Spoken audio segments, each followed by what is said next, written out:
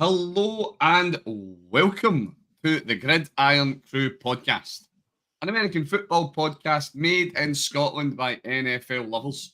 You are listening to and potentially watching the News Crew, and I am your long-returning, I've not been on in ages, long-returning host, Brian, the Conscious of Cleveland Donlan. Now, welcome, folks. It's always great to get on, talk about news, give everybody their NFL fix during the joy that the off season is. Now remember, like, subscribe, follow the crew. You can find us on X, we're on Instagram, we're on Twitch, we are on YouTube, and we are wherever you get your podcasts. So give us a like, a subscribe, share the pod, help to grow the community, folks. Everything that you do helps. Now, we've got a full complement on tonight, folks, and we've actually got someone in a chair that he doesn't normally get to sit in that often.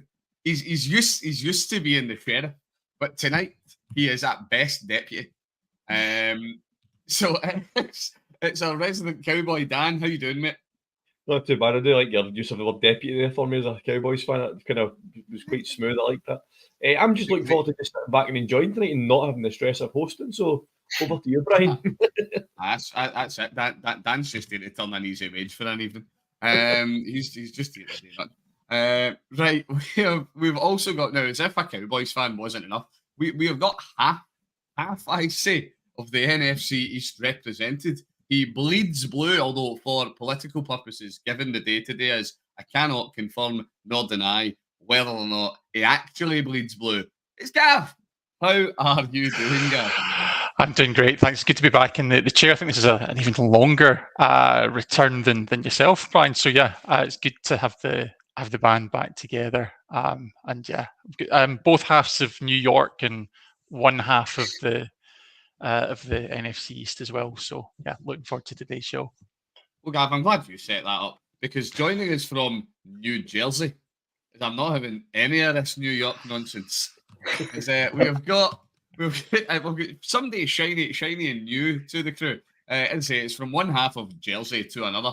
It is a world famous New York Jets fan, and he's going to be telling us all about his fame and how he can't walk down the street, frankly, for being pestered, folk handing him infants, asking him to sign their heads and stuff like that. Is Fraser Campbell. How are you doing, sir? Yeah, very well, thanks. Thanks for having me on. I know it's been a bit of a long time coming, and we're eventually here, though. That is true, actually, because this is one that, for everybody listening, it's been in the works, in the background for a while. But what that actually means for everybody listening is that Dan has been sliding into Fraser's DMs on a kind of an alarmingly frequent notice. I'll be honest, we actually had Dan's missus get in touch with the rest and say, "Should I be concerned?" To which we said yes. This is a very handsome chap and he's very famous. We're not that certain Dan's missus can compete, but that is a conversation for him to have with her. Now, folks, as always, it is time to kick off with our kick-off question. Now, today, for anybody, this dates the pod, and I don't know I like doing this because it dates the pod as if it doesn't get a timestamp next to it when we publish it. But today, it is Election Day here in the UK. It's also Independence Day for our American friends and listeners, so happy Independence Day to all of you fine people. But here, it is Election Day. General election. It's a big deal. Potential change in governance waiting for us when we wake up tomorrow morning. So that raises the question, which NFL player, past or present, do you think would do best in government? Now, I have some thoughts. Now, Fraser, I'm coming to you first because, frankly, if you don't give me the obvious answer, I'm going to just bin you off the pod now, mate. Fraser, I will start with you, mate. You don't need to give me the obvious answer. Who would I'll just give you the answer you want, and for easy sake. So I'll go with Aaron Rodgers. I'll give you the easy answer. Excellent. Now, why do you think Aaron Rodgers would make an excellent statesperson? I mean, I don't I'm just saying it to keep you happy. But yeah, I mean, he brings a lot of drama, don't he? Like everything he does is talked about, whether he's right or wrong, and people want to talk about him. So I think if he was to be in power, it would definitely be interesting stories coming out. I mean, he'd probably go missing for a few months, so everybody would wonder where he is, and then just pop back up, go on the trip to Egypt or something. So, yeah, I think they're the kind of reasons that I'd pick him.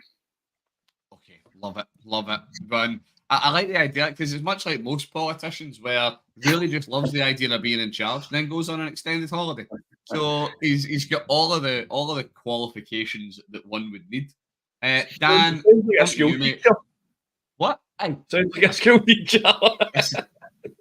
I am not going to dignify that response, that comment with a response, purely because of its alarming amount of accuracy.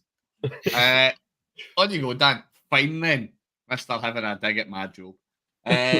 Who would your shout be for the NFL player, past or present, that you feel would make a good prime minister? I think you've got to go. As we know in this country, you need to have a prime minister that unifies the people, because that doesn't happen in this country.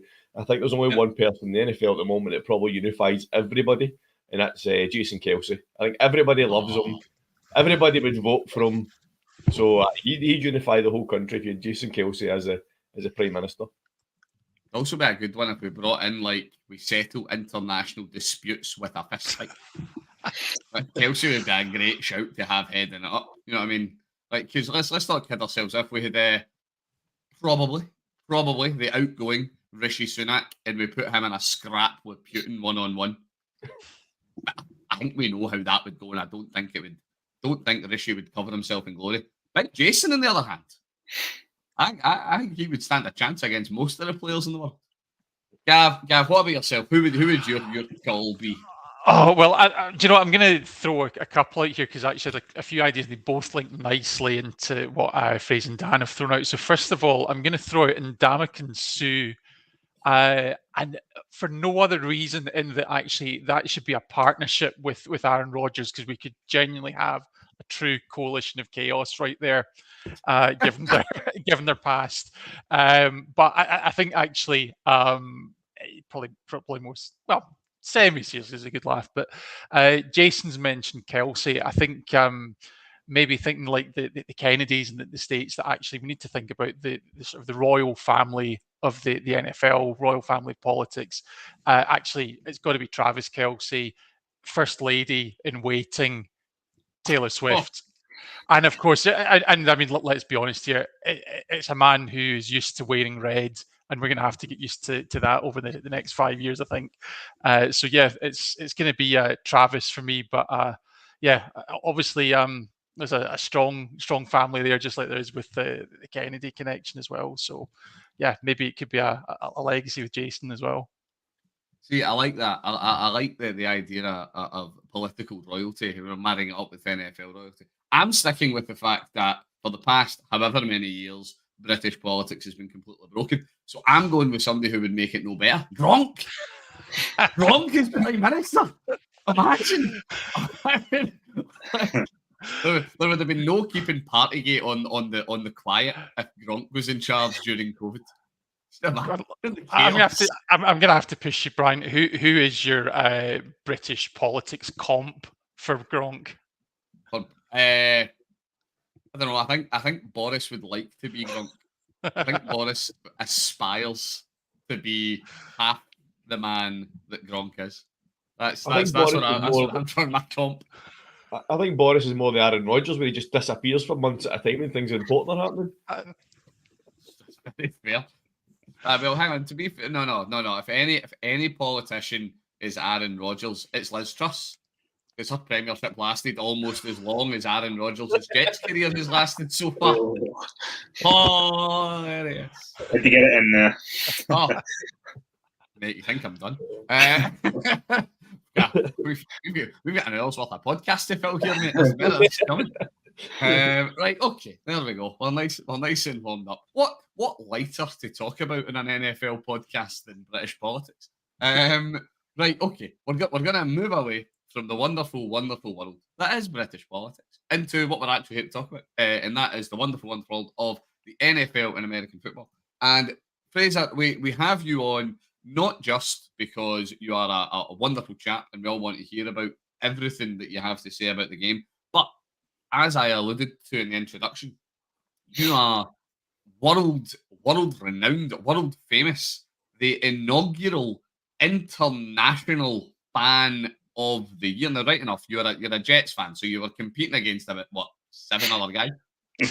No, kind of that many. Says the Browns fan, to be fair. But tell us all about it. Give us, I humbly request, your story. How did you get into the game first? How in the name did you wind up being a Jets fan? And what was your journey like to reach the lofty peak where you now find yourself as international fan of the year? Yeah, so I got into the game probably around, I think it was 2010, so I was quite late at getting into the game, considering I'm nearly 40 now. It's quite a boring story how I got into the game. I was actually on a night out with my now wife's brother. It turns out he was a big 49ers fan, and the 49ers were in the playoffs. We went back to his house after a night out, and I just started watching it then, to be honest. And for some reason, I just instantly became obsessed. You know, I had watched a few Super Bowls over the years growing up and things, but, you know, I joined the military when I was quite young, so it was hard to follow sports when you're in the military. You're always away, you're always busy. So, yeah, I was quite late getting into it. So that was basically kind of where it all started. And it just led from there. As you say, there's not many Jets fans. So for the next 4 or 5 years, it was literally, there was no social media groups really for Jets fans. There was nothing. So I was enjoying the sport without having all the stress of what people were saying about teams. As for how I became a Jets fan, how I picked the Jets, I mean, I don't know how this will go down with 3 Scotsmen, so I don't know what football teams you support. So I can guess where this is going. So yeah, I'm a big Celtic fan.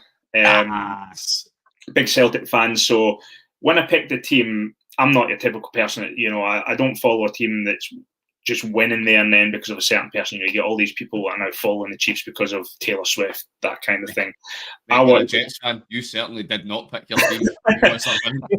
Yeah, so I wanted to pick a team that maybe weren't that good. Well, that weren't that good, and a team that I could realistically go and visit and watch in America. That obviously narrowed it down. You know, you think of the major cities and the hubs in America where you can actually easily travel to. I'd never been to America at that point, so New York became quite an easy option because it's somewhere I'd always wanted to go. And obviously, coming out of the military and then obviously things like 9/11 that happened, things like that, you know, you get some sort of connection there. And then, as I say, that's where the Celtic thing came in. It was, you know, you've got green and white, red, white and blue in the city. Who do you pick? There's not a chance I'm picking the red, white and blue team. So, yeah, it was something as simple as that, to be honest. No real fancy story, not like some sort of player that I followed or loved watching or some sort of celebrity that was, you know, making that team famous at the time. Yeah, it was just comes down to the colours in reality. I love how predictable Scottish people can be, by the way. Because the number, like, see if we could run like a pool amongst all Scottish NFL fans who've done, like, you know, you can do like the pick your team randomizer. See if we pick the amount of them that are Celtic fans or Rangers fans, and they've ran that randomizer, and then they've seen the strip that came up. Went no, skip.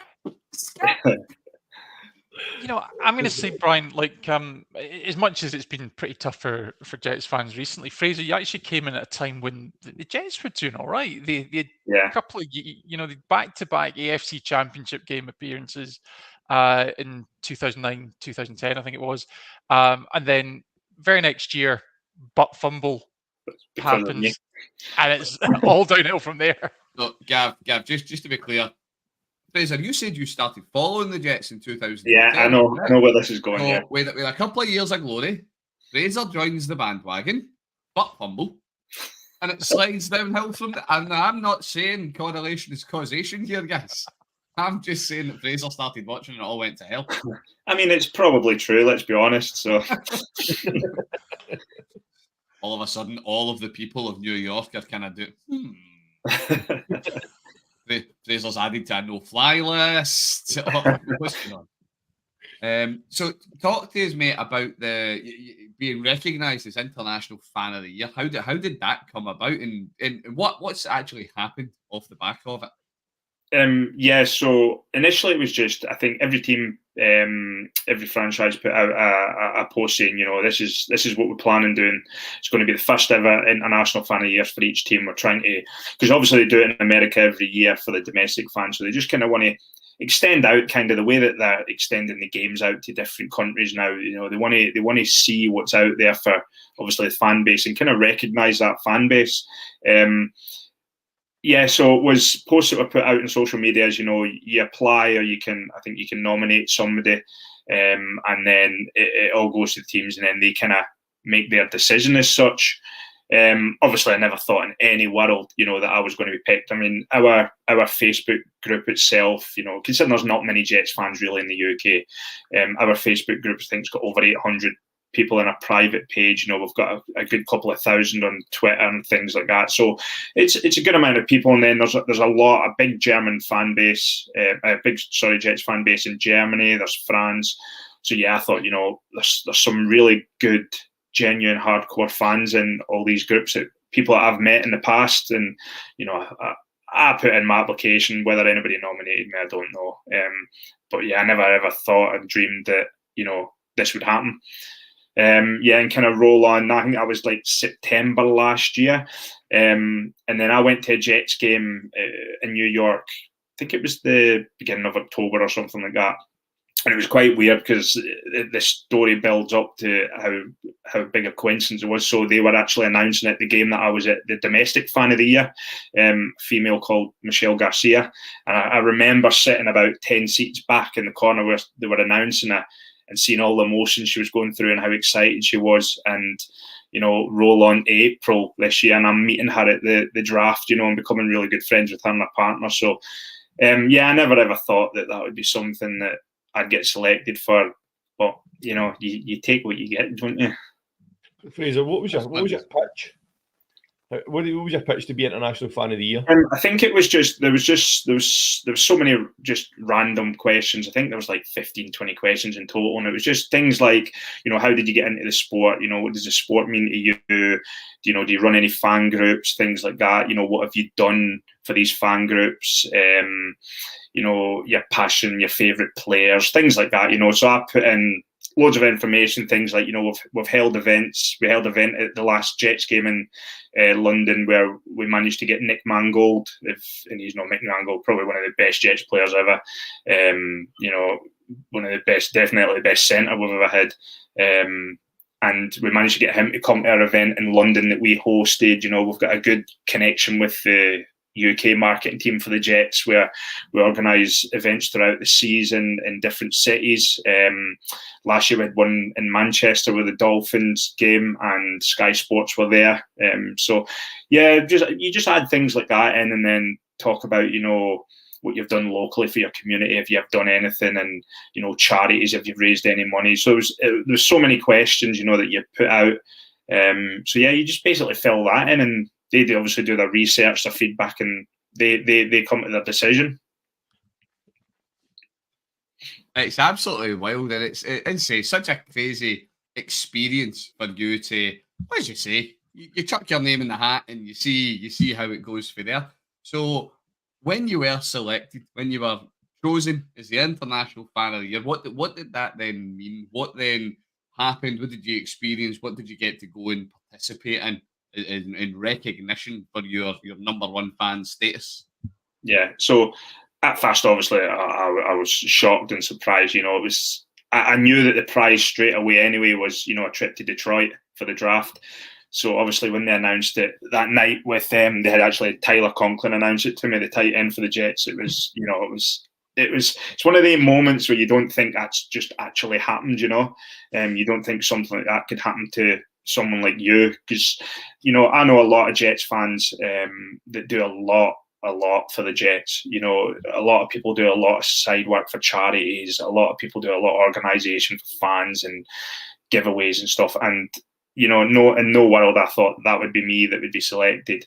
But yeah, I think they announced it, and then obviously I wasn't allowed to tell anybody. So I think I knew for like 3-4 weeks, you know, and I had no idea that I wasn't allowed to tell anybody. So I was like holding on, like, please, please, please announce it, because you just want to get it out there. You know, you're holding it in. But when it was officially announced, I think the first thing the Jets had is they had a flag football event for girls football at AFC Wimbledon about a month after that.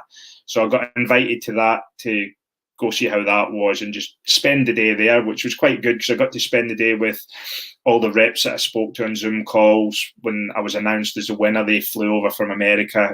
Quincy Williams came over, so I got to spend the day with him at the flag football event as well. You know, meet him, talk to him, get my photos. You know, and they put loads of social media content out there so they could try and promote me as International Fan of the Year. So that was the first stage of it. And then from then, so that was probably March. So from the beginning of March up to a couple of weeks before the draft itself, it was just a lot of back and forth emails, trying to sort out, you know, accommodation, flights, times, and basically signing a lot of things from the NFL, you know, disclaimers and things that they wanted signed before I went. And basically they just sent me a routine of what was going to be the plan for the three days I was there. Obviously, I was there for more than 3 days. They kept me out there for nearly a week. But for the 3 days of the event, it was kind of all structured and you had to be in certain places. So yeah, it was quite a busy couple of months leading up to it. But obviously you can imagine, like, you're obviously full of excitement. So must be some buzz. You say that, it sounds such a downplay. Oh, some buzz that. The keeping it in the keeping it to yourself must have been absolute torture, because it's one of the things I think we all love about the game. I mean, you said when we were chatting at the start of the show, like how when you get into the game, you never had much of that the camaraderie, the kind of the fan grouping around you as things were starting out. But the more and more you get into it, you realise how big a thing that is in the NFL. I mean, you don't need to try hard. No. Even in the UK, where the game is big, the game is obviously nowhere near what it is in the States.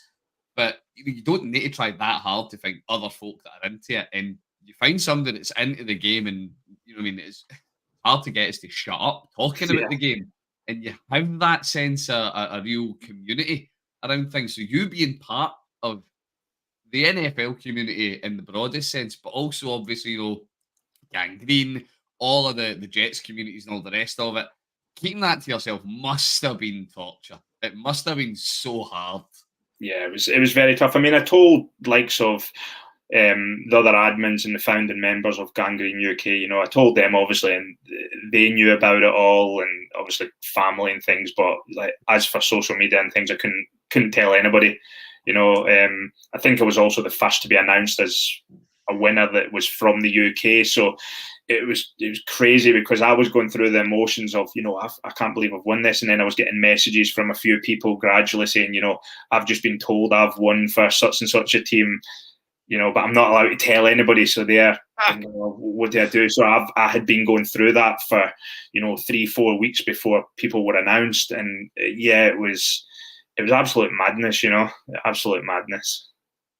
Fraser, how did they, basically, what happened in terms of, I know Tyler Conklin, when you did your Zoom call, but what was the pretense behind the call? Because obviously you didn't know that's what it was. How did they kind of get you on a Zoom call? What was the story? So I had an email. I got an email from one of the UK marketing reps for the Jets. So obviously the Jets have got the marketing rights for the UK, you know, for the countries that teams have chosen. So we've got, I wouldn't say a really close bond, but when we do anything, we always, one of the other founding members will always contact them and say, you know, we've got these planned. Is there anything you can do, whether it's maybe some Jets prizes or come to the events or promote us? So we're trying to, you know, be like the Jets go-to group as such. You know, we'll bring the passionate fans to events if you can help us out a little bit. So I'd got an email from one of them who had met in New York in the November before anyway. Only quickly met him. So when I got an email from him, I knew who he was. And it was something along the lines, we've been looking through applications and names that have been put forward. Your name's kind of came up as a finalist. So what we want to do is get you on a Zoom call and have a chat with you, just ask you a few more questions and kind of go from there. So they kind of put it across in a way that, you're a finalist. You've not been selected, you're a finalist. We'd just like to ask you a few more questions, and go from there. But the thing that struck me, and, you don't want to get ahead of yourself and think, oh, yeah, I've won this. But the thing that struck me was when they did it, they says, the Jets would like to speak to you. And when they sent the Zoom link, it was from like a New York area code. So I was thinking to myself, why do people from because we need to organise it through the New York, the time difference zone. So trying to organise a time was quite tricky. And I was thinking, so why is it someone from New York? Why is it got this, So you start thinking in your head, wait a minute, why is this? But then that day I got asked by someone else that was actually a founding member of our group, and he was like, Fraser, has anybody been asked to go on a Zoom chat with the Jets tonight? And I was like, yeah, because I hadn't told them at that point. They didn't know what it meant. Yeah. So then straight away I'm thinking, oh, well, other people have been asked that are part of my, founding members of my group. So I thought, oh, there's nothing to it. But as soon as the call came up, you could just tell, straight away, as soon as I was on a Zoom call with them, I was like, something's fishy here. You could just tell something was different. It wasn't like just jumping on for a chat with you guys like a normal. It was just so structured, so organised. Like, I'm not saying yours not. It was just it was just so professionally done. I thought this doesn't feel like it's just a chat. And as soon as they say, we've got someone on who would like to have a chat with you, a special guest, and then obviously Tyler Conklin come on the screen. And he kind of says, I'd like to congratulate you on being an International Fan of the Year. And it kind of didn't sink in. I was like, confused, but yeah, that was kind of how it happened as such. Yeah. For anybody that's not seen the video, I've shared it on our Twitter.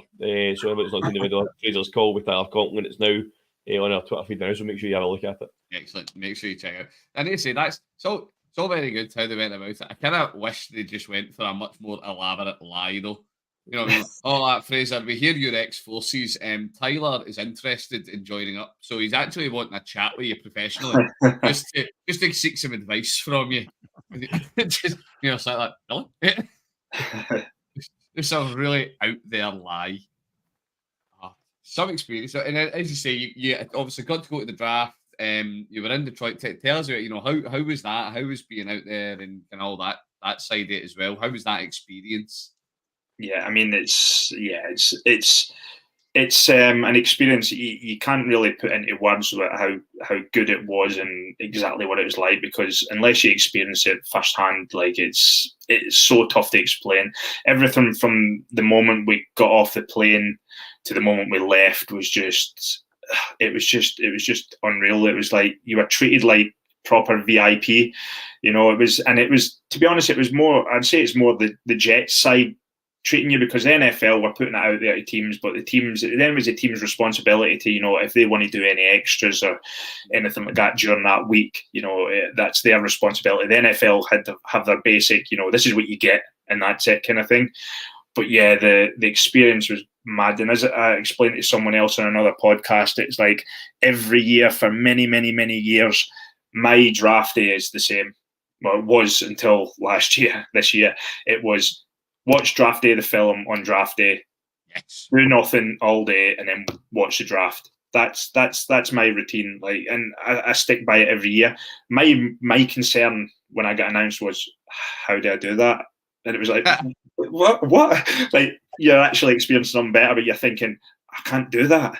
And it's, it was unbelievable, like, yeah, they treat you so well, and it's only going to get better if they continue it for more fans every year. It's going to get better and better and better. Obviously, it's amazing to be the first one, but at the same time, it's like, it would be better to be like the third, the fourth one, because the experience is just going to get more and more incredible, Sorry, I just need to turn this power on. My battery's going to die. It is fantastic. And I like the idea that you've been stood there in the draft the whole time thinking, how can I get on stage and say Vontae Mack?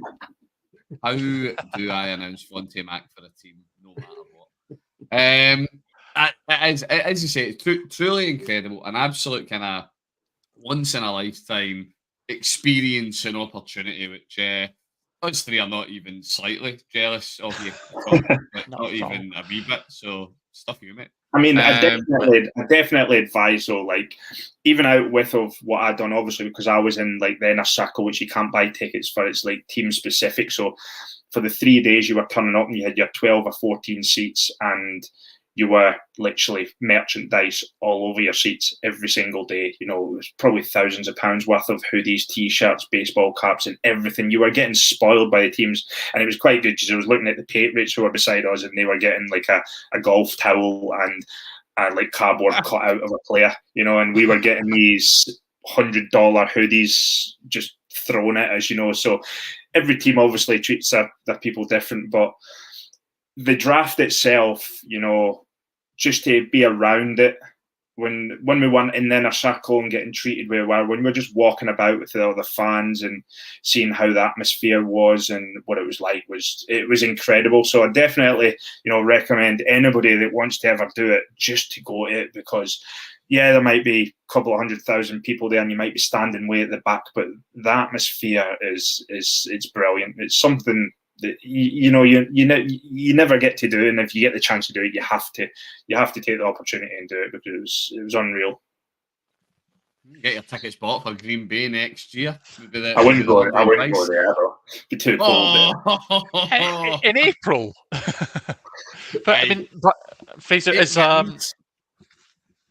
But Fraser, I guess as the international Jets fan of the year, I guess it'd be really interesting to know what your thoughts are on, I guess, the growth of the game, particularly in Europe, but across the world. So obviously with the London games now for 17 years, but actually we're getting regular fixtures in Germany.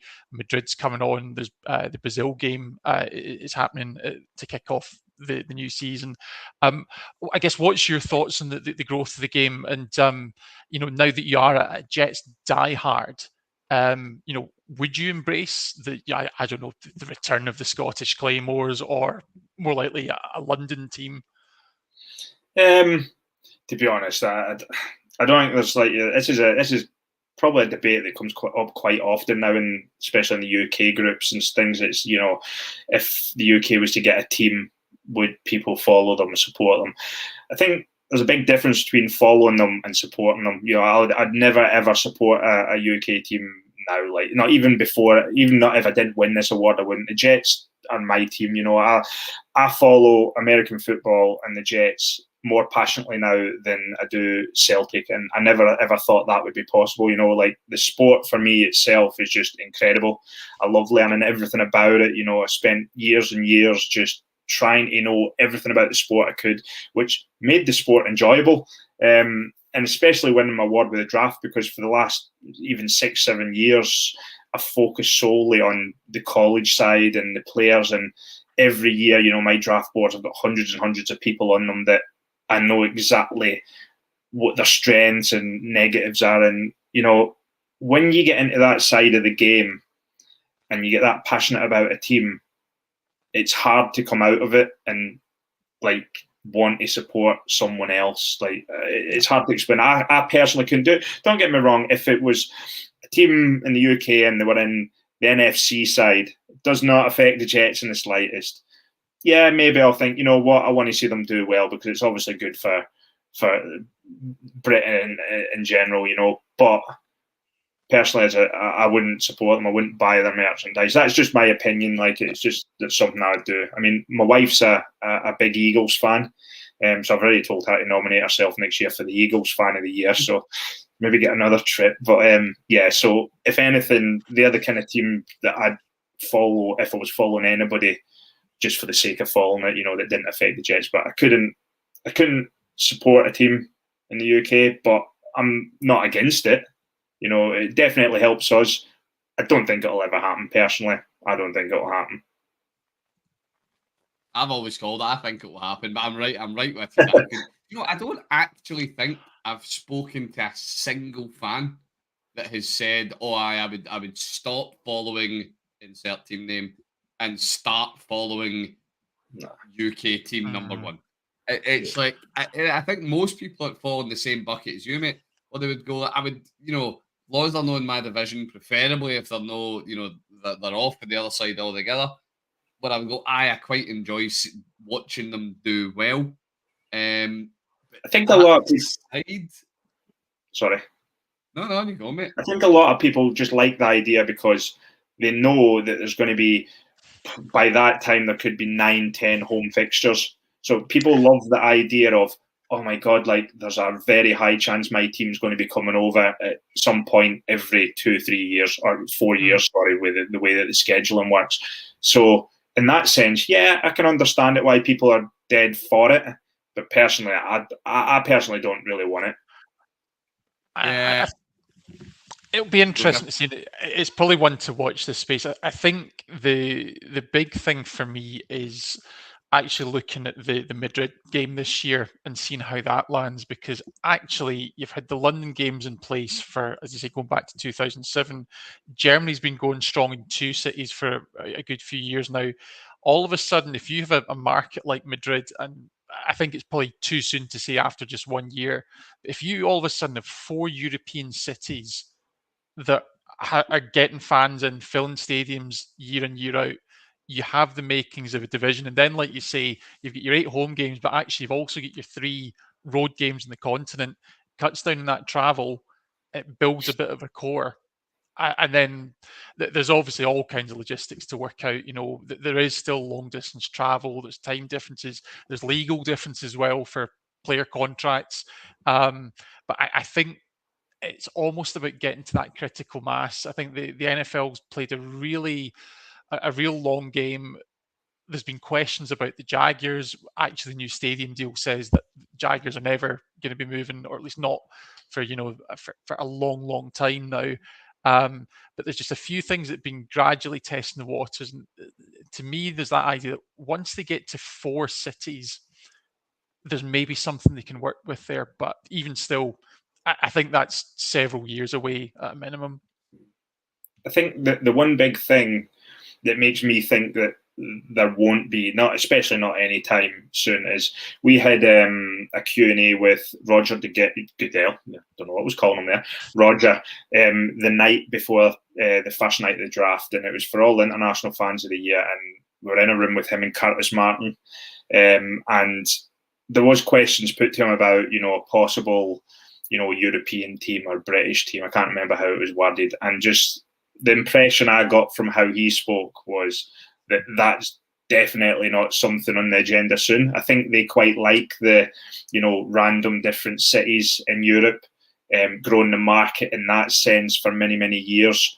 But he's kind of more along the lines now where he wants more games, but with the same amount of teams, with less pre-season.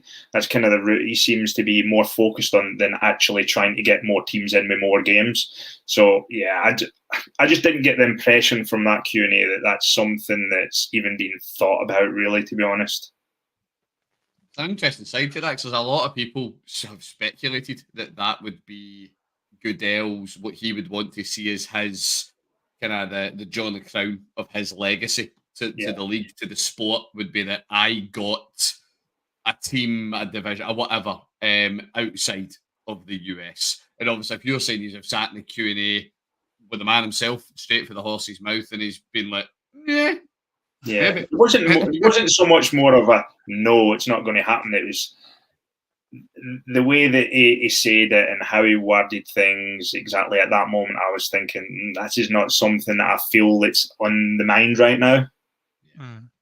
Well, who knows what the future holds, and there's no way that we're going to stop debating it at any time soon. It's like once every, I think it's quarterly, we're like contractually obligated to have this conversation 4 times a year. Right. Thank you so much. It's so interesting to hear all your kind of the stories and the exploits and the experience you've had. It's been really brilliant. We're going to move on now. It is the news crew. It is the off season, so news is few and far between at the minute.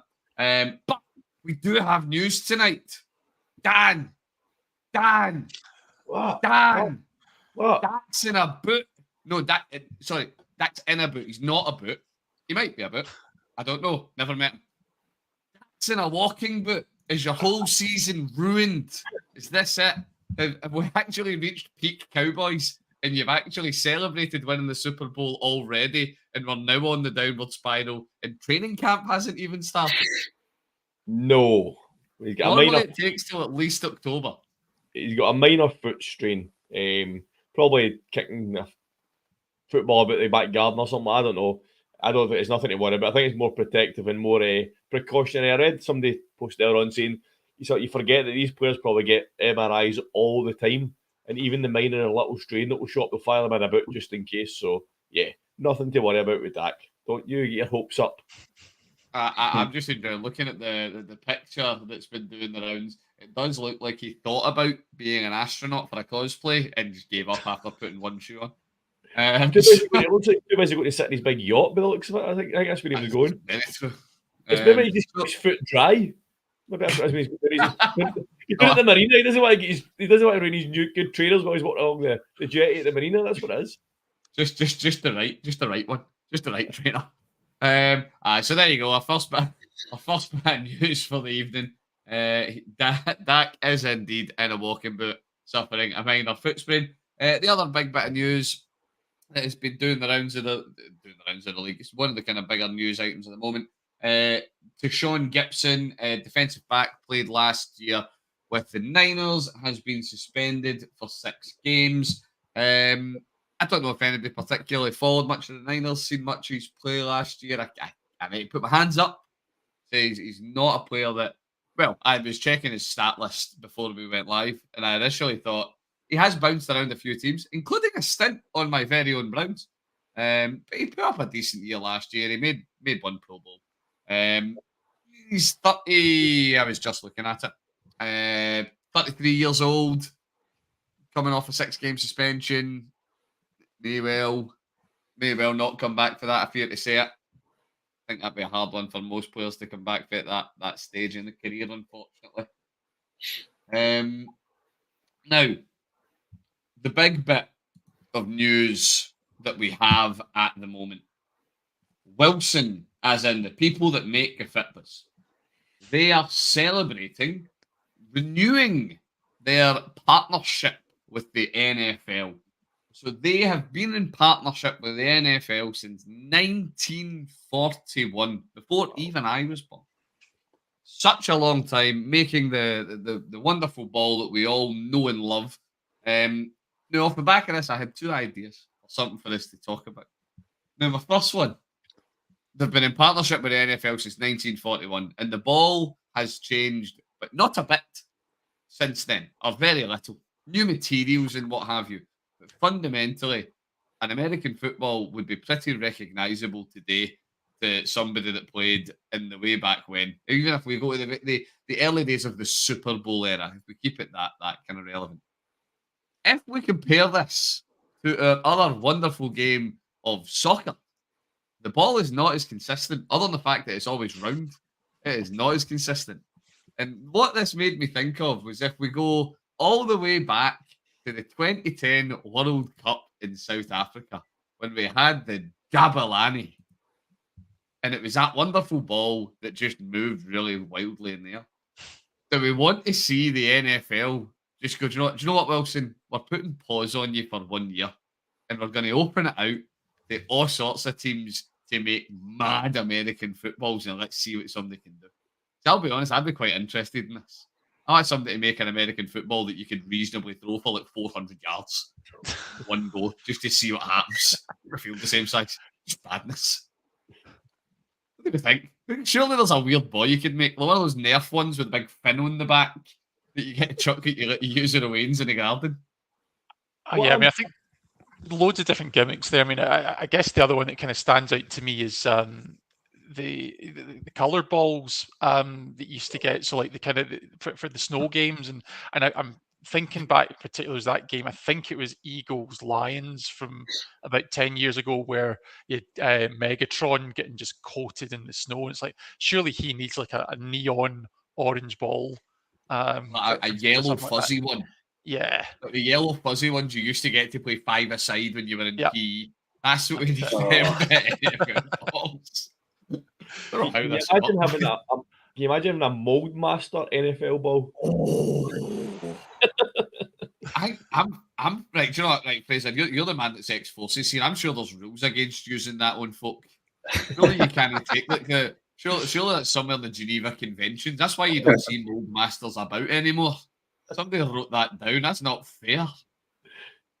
Oh, imagine an NFL quarterback hucking a ball made out of the same material as a Mold Master coming straight at your face. I'm actually surprised with all the marketing that goes around the NFL that they haven't changed the colour of the ball for some sort of promo reasons. Do you know what I mean? Have the colour rush games. I'm surprised that they've not done something with the ball as well. I suppose it is one tradition they're keeping, but in this day and age where everything is money, I'm surprised that they haven't done something with the ball around the themes that they have. Even something like the Armed Forces, I completely forgot what it's called now. Like, Select Service. Select Service. Like, I'm surprised they've not put some sort of camo on. I don't know. I'm just surprised that the market opportunity. Yeah, you never see it. It's the amount of promo. It's been the amount of promo and market opportunities NFL exploits. I'm just surprised that they haven't went down the route of doing something with the ball. I don't know what it would be, but just I don't know. It's just surprising me that it hasn't happened. I think, like you say, I mean, from salute to service, you've got the crucial catch. You could have a pink ball in October. You get just the general color rush. I mean, there's so many different things that they could do with it. I mean, we've even had, if you think about the various different gimmicks that they've tried with the playoff games, you had Nickelodeon and the Gunge.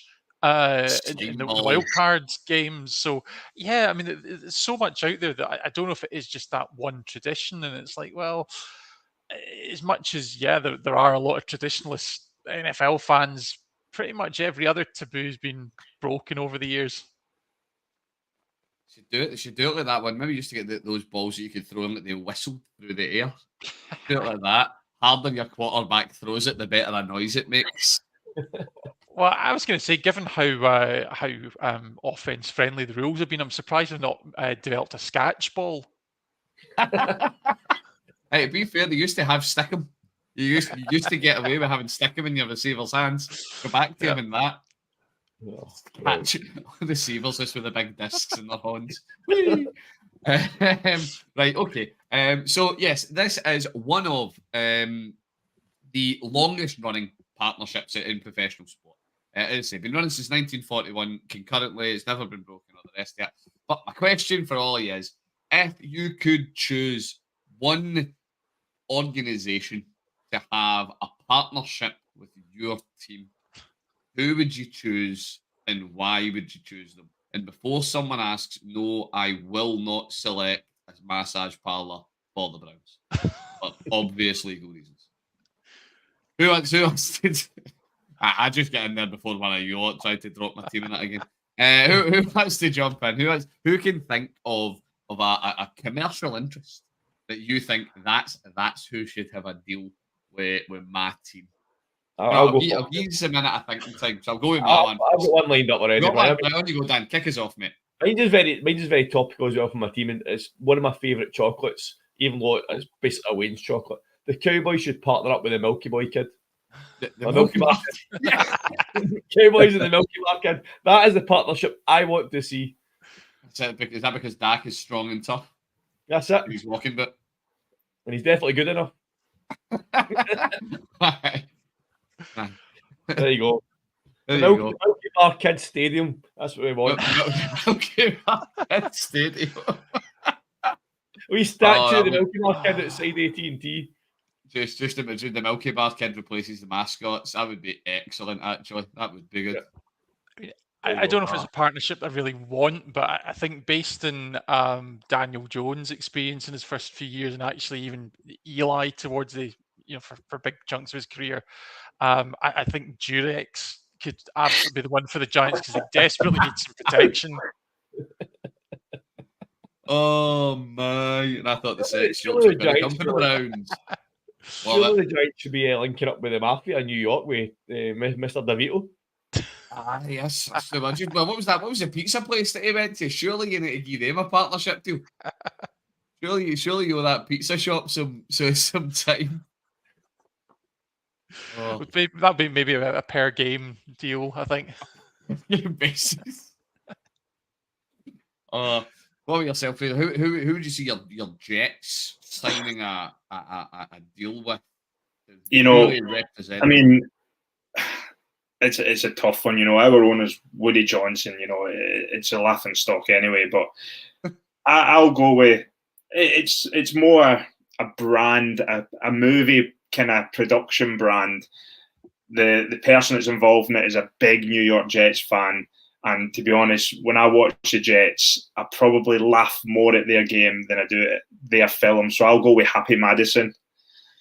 Right, I get you. I get that actually. I'll round this off easy. For the Browns, I just go with Newcastle Brown Ale. Purely because when you watch the Browns, you really need a drink. Right, okay. Before I languish on my horror of being a Browns fan. Moving on, it is the off season, as we keep saying. It is a dry spell, but we can make the dry spell wet. You thought of that joke on your own. It wasn't my fault that your mind went there. We can help make the dry spell a little bit more bearable because it is not like we have got no American football that is on the go at the moment. We have got Britball, which is on the go, and we have got. Is Scott Ball a thing? Are we coining this as a phrase? Yeah. Is it a phrase already? I'm Yep. deciding we're coining Scott Ball. Anybody else that said it first? No, you didn't. Gav, you have done a wee bit of looking into some of the big games and what's kind of been happening and is upcoming with the world of BAFA. Talk us through what you've been seeing, mate. Absolutely. So, as you said, I mean, obviously we really are in the off-season lull for the NFL, but from BAFA's perspective, we really are getting towards the business end of the season now. So, we're kind of getting towards the sort of the later stages of the regular season and some big games with playoff implications. Bit quiet in the Premiership this week, so both the EK Pirates, the Edinburgh Wolves, have had a couple of bye weeks. I think they get back to action next weekend. So obviously we'll look forward to that when that comes around. But actually, the Caledonia Chaos, which is the amalgamation of the Pirates and Wolves women's teams, had a big weekend, a tournament down in Newcastle. So they actually played multiple games in the same weekend. So they went undefeated to improve to 6-0, and actually they've clinched the division title. So there will be some post-season action for the Scottish women's representatives in Britball, which is great to see. And it was all divisional action in BAFA Div 1 last week. So actually the Inverclyde Goliaths had a big win, 34-0 over the Highland Stags. Meanwhile, the Glasgow Tigers won 23-12 over the Clyde Valley Blackhawks. So great news for both those teams winning out as they also clinch post-season action. And actually, we have a clash between the Tigers and the Goliaths to look forward to later on this month. So that could very well decide where the division title goes for them. But I think actually one of the big ones that is fantastic to touch on is coming up this weekend. So actually, Youth Flag. Remember that, Dan? Yes. I remember Youth Flag from about 20 years ago. Yeah, absolutely. So Team Scotland is now going international for at the youth flag level. So an under 15 and under 17 side is actually traveling to Ljubljana for the first time ever that one of our youth teams is played abroad. So they'll be playing against Flag Academy Trieste, which is fantastic. So apologies if I'm not giving a name drop to everyone, but I know certainly both the Glasgow Tigers and the EK Pirates youth teams have got strong representation there. It's the senior league has been fantastic, and we've had a lot of Scottish teams doing well in that over the years. But it is really good to see the kids starting to get involved in the game from a young age, whether that is to progress on to the kitted game or even just sticking within flag. So obviously we'll keep you posted and update you next week in terms of how that goes. But good luck to the team there. Absolutely. So it's well worth remembering, people, particularly in the off season when there isn't as much NFL news or action going around. Have a look around your local area, support your local team, have a look, see who your BAFA team in the area is. They are out there, and they're actually far more widespread than you would maybe think they are. So it's well worth having a look. Get yourself down to some games, help to support these guys, and enjoy yourself some NFL-esque action, some American football action when you can. Now, we are drawing towards the end of the pod for the evening, guys. And that means it can only be that time when it's time for a statistic of the week. And it's not so much a statistic as it's a political day, and I just decided to away out and find a political-themed NFL question and chuck it easy. So, my question for you is to have a punt at is this was I was a wee bit surprised at the answer to this. How many ex NFL players? Sadly, there are no current NFL players who fit this bill because that'd be a whole other set of interest. How many ex NFL players do you reckon are out there who are currently serving as politicians? I'm going to now talk for a minute just to give everybody half a second to actually think. Because this is one of the great moments of the show, folks, where I never actually briefed them in the question before we went live. So they're on who sat thinking, Brian, why? Why have you asked us this?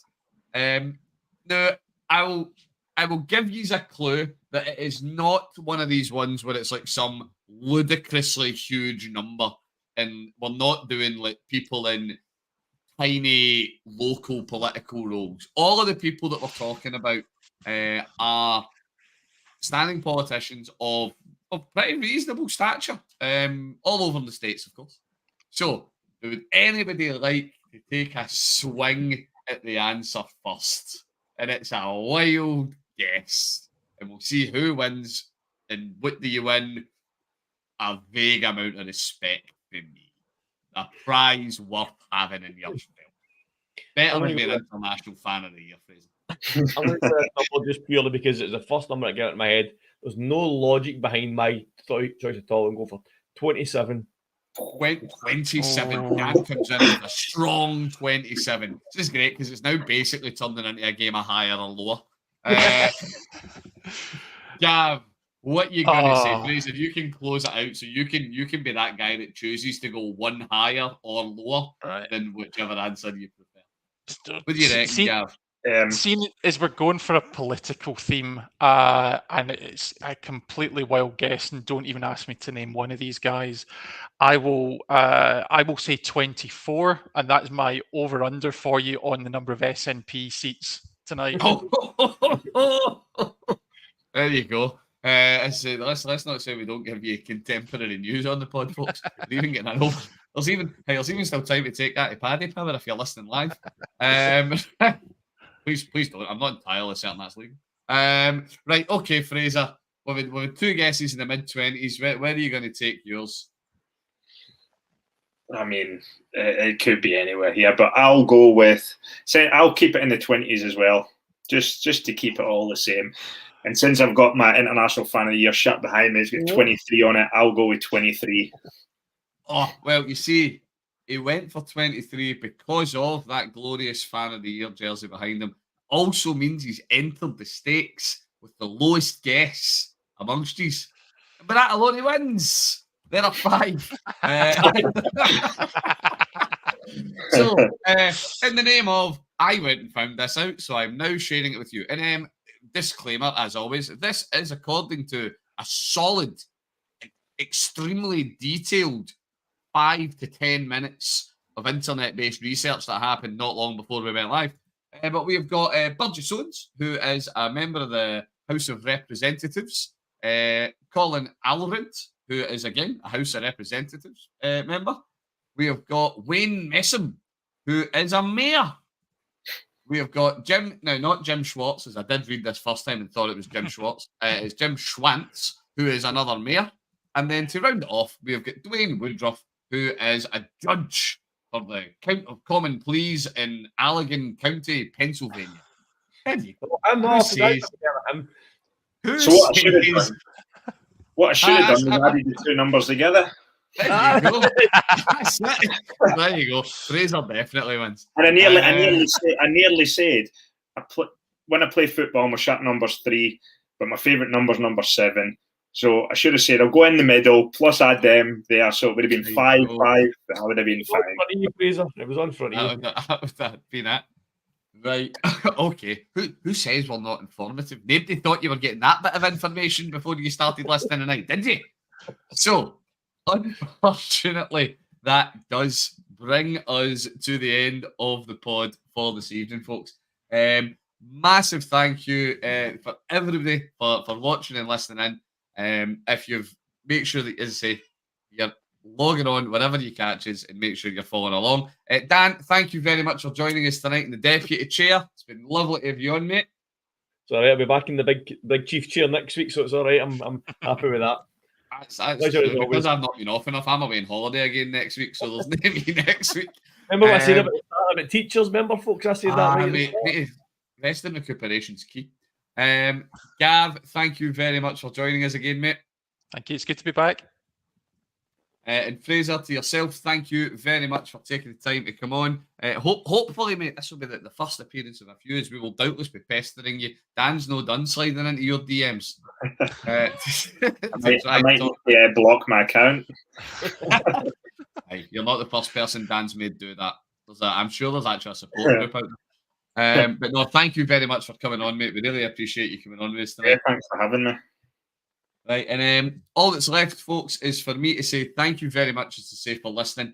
It's going to wrap up the news crew for this week. Remember, you can find us on X at Irn-Cru. Stick Irn-Cru into Instagram, stick it into Facebook, stick it into YouTube, and put it in wherever you get your podcasts. As I say, give us a like, give us a subscribe, follow along, reach out and get in touch. Tell us the things you want to hear us talk about on the show, and we can go through them. And as we keep saying, it is the off season. We are getting there though. We've got less than 10 weekends to go till football's back, so there's light at the end of this tunnel. But until we get there, the crew will see you through. Good night, and thank you very much, everybody.